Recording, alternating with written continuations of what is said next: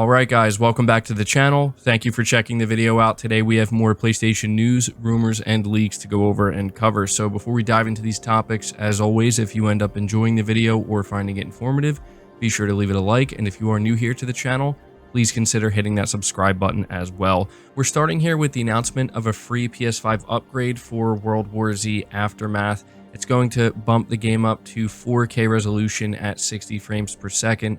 And it's going to offer what they're calling Horde Mode XL, which basically increases the size of the zombie horde quite significantly to over 1,000 zombies, and that's actually going to be an exclusive feature to the current gen consoles. So pretty cool. Let me know if you're somebody who has played World War Z, or if maybe now that it's going to be available for the PS5, if you're going to consider, going back and checking out this upgrade.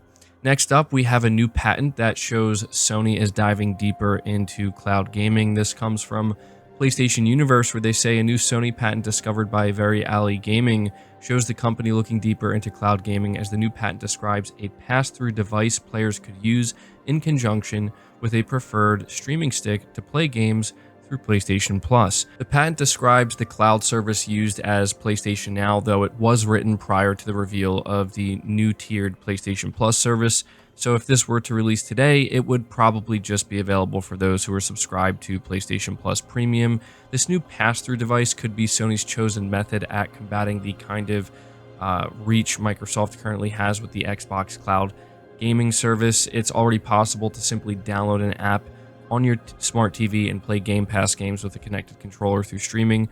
This new pass-through device seems to be Sony's way at having a proprietary piece of hardware it could sell. It also looks like the pass-through device will be outfitted with Bluetooth for you to connect your controller to. If this patent goes beyond just the patent stage, there's still no idea as to what this device will look like. It could have a square configuration like what's shown in the images, or it could also sport a white and black color scheme similar to the PS5. And yeah, this is something that was discovered, and it's not too surprising. I mean, this is something that Xbox has been, pushing for pretty aggressively, I'd say, over the past couple of years, obviously building out their cloud gaming service and really trying to do everything they can in that area. Sony hasn't really been focused on it, but they did make it clear over the past year and a half that it's something they're diving deeper into. So yeah, this is just a patent. It doesn't confirm anything. It doesn't mean that we're actually going to see this anytime soon, if ever. So you have to keep that in mind. But yeah, it makes sense. I wouldn't be surprised if in the long term, Sony ends up doing something like this when it comes to, being able to play PlayStation games in a different way. But moving on to the next topic, we're talking about Bungie and how they revealed that they're working on multiple unannounced projects with Sony. Reading from PlayStation Lifestyle, it says Sony and Bungie are working on a number of unannounced projects, according to Bungie's senior design lead, Tom Farnsworth. From the sounds of things, it looks like the studio's focus will be on live service games. Bungie is said to be creating a Destiny mobile game, as well as reviving its classic marathon shooter series, but has not confirmed either of these reports. So yeah, this isn't necessarily the most surprising thing, but we're beginning to hear some individuals at Bungie talk a little bit more about their upcoming projects, and now they're mentioning Sony, which, again, isn't that surprising, but it is going to be really interesting, I think, to see some of these projects revealed, especially now that Bungie is part of Sony. And I specifically am going to be interested to see how the marathon revival is handled. That sounds like it could have some serious potential. And yeah, all in all, it's looking like Bungie is getting ready to, hopefully in the next couple years, reveal quite a few new projects that they've been working on for, you have to imagine, some time now. So let me know your thoughts on that. Next up, we're talking a little bit about Silent Hill 2 Remake. First off, apparently Bloober Team is taking inspiration from Resident Evil 2 Remake, which to me is great news. I think that is exactly what they should be looking at. It says here from Gaming Bolt, Bloober Team has taken on immense responsibilities with the remake of Silent Hill 2, With the 2001 original survival horror title being widely regarded as one of the greatest games ever made and its approach to remaking the legendary game, the Polish studio is making some interesting changes in terms of both gameplay and its technical aspects. Of course, plenty of comparisons have been drawn between the game and Capcom's 2019 remake of Resident Evil 2, and sure enough, the latter has very much been a source of inspiration for Bloober Team. Speaking in a recent interview with Gaming Bolt, when asked about whether Konami and Bloober Team looked at the RE2 remake as a source of inspiration, the lead producer spoke about the game's resounding success and the fact that it has considered a benchmark for remakes of classic titles, and explained that Bloober Team had similar goals for Silent Hill 2. Quote, "I cannot speak for Konami, but when it comes to Bloober Team, we definitely did. Resident Evil and Silent Hill franchises have been considered by many for years as sworn competitors. This statement might be somewhat rightful as both target a very similar player audience. At the same time, we are aware of the Resident Evil 2 remake's resounding success, and we are aware that the game is considered a benchmark on how to release a game anew after a long break. Our priority was always to create a prime game for our players, and we will use all available means to do so," end quote. So I figured I would share this with you because, you know, when it was announced that Bloober Team would be the one remaking Silent Hill 2, and we know how important of a game Silent Hill 2 is, obviously there was some trepidation, but hearing something like this definitely gives me confidence. The idea that they're looking at something like Resident Evil 2, understanding, you know, that is in a lot of ways the benchmark of how to do a proper remake for a game this old. I think that's good. I loved RE2 Remake, and I hope that they can do some amazing things with Silent Hill 2 that can kind of, you know, match what we got with Resident Evil 2 Remake. But continuing to talk about Silent Hill, we're also learning that Masahiro Ito and Akira Yamaoka have taken part in active development with this game, which I think is very reassuring.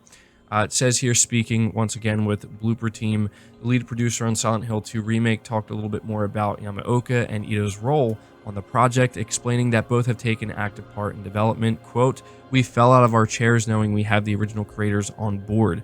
They gave us a much needed explanation of the many innuendos in the game that circulated on the internet for well over 20 years, and will continue asking the OGs for their opinions on our shared gem. Besides, they've taken an active part in development themselves. Ito-san provided us with concept art for locations and monsters, while Yamaoka-san composed the music for the game," end quote. And something else the lead producer talks about here is when they first partnered with Konami, they obviously sat down and talked about what's going to change versus what's going to remain untouched, and basically saying that Konami is extremely supportive of them and encouraging, and that, you know, they're giving them the freedom to do what they think is best for the game in the end. And so I thought that this was more good news because, you know, these are some of the original creatives behind Silent Hill 2, behind Silent Hill in general, and, you know, just knowing that they are involved to me, what seems like a relatively significant degree,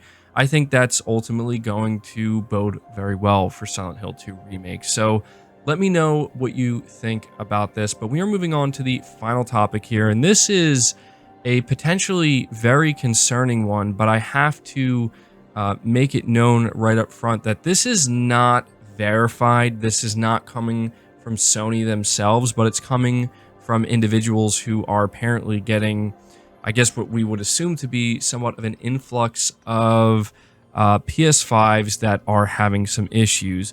So this is reading from PlayStation Universe, where it says a report on Wololo.net has revealed that using the PS5 from a vertical position is going to do some serious damage over time due to a major design flaw on Sony's part.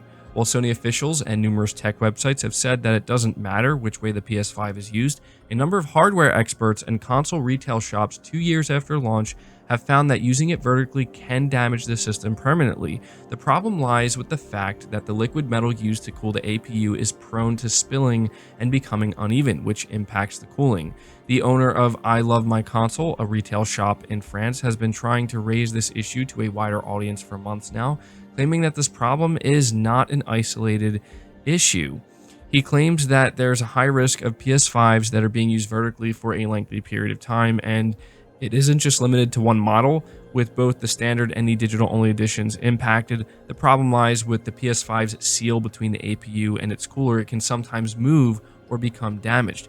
However, if the PS5 is positioned horizontally, the liquid metal will remain flat and the majority of its thermal properties will be used to help cool the console. If something bad happens to the seal when stood vertically, there's a very high risk that the liquid metal will progressively fall down, impacting the cooling ability and even reaching components it otherwise shouldn't. So this is something that's been making the rounds for the past 24 hours or so. And once again, I have to reiterate that this is not a warning that's being issued by Sony officially or anything like that. And these very well could be isolated incidents, but we have, what are being deemed hardware experts and retail shops coming out and saying that this is something they're seeing somewhat frequently, and the common thread between all of them is the PS5 is apparently being, placed vertically. Now, I don't think this is something that people should like freak out over, and if you are standing your console up vertically, you should panic and assume that if you keep it that way, this is going to happen to it. Again, we have no way of knowing if this is going to become a more serious issue. The assumption is when you buy new hardware like a PS5, you don't expect failure until, 9, 10 years later or something like that. But you never know. And as we go further into the, second, third, fourth year of the PS5's life cycle, we could begin to see this happening more and more, which would be extremely unfortunate and certainly bad for Sony and anybody who owns a PS5. But I would say right now, we should just kind of look at this and be a little bit cautious and pay attention to what happens in the coming months and the coming years. Me personally, I keep my PS5 horizontal. That's just the way I've been using it since launch. I put it up vertically, I think, a couple of times, but I just like it horizontally. I like the way it looks, and I just always kind of felt like, I don't know, that's how it should be, I guess. But, if you want to play it completely safe, maybe that's what you should do at this point. If you don't want to take any chances whatsoever, just place your console horizontally. But, yeah, I figured I would update you guys on this, and we'll see. We'll see if anything else comes of this, but hopefully not. Hopefully it's just a few isolated incidents. That's going to do it for the video, guys. I hope you did enjoy it. I hope you found it informative. If you did, be sure to leave it a like, subscribe if you're new, hit the bell notification icon, and feel free to share this video out on top of all that. But until next time, guys, take care.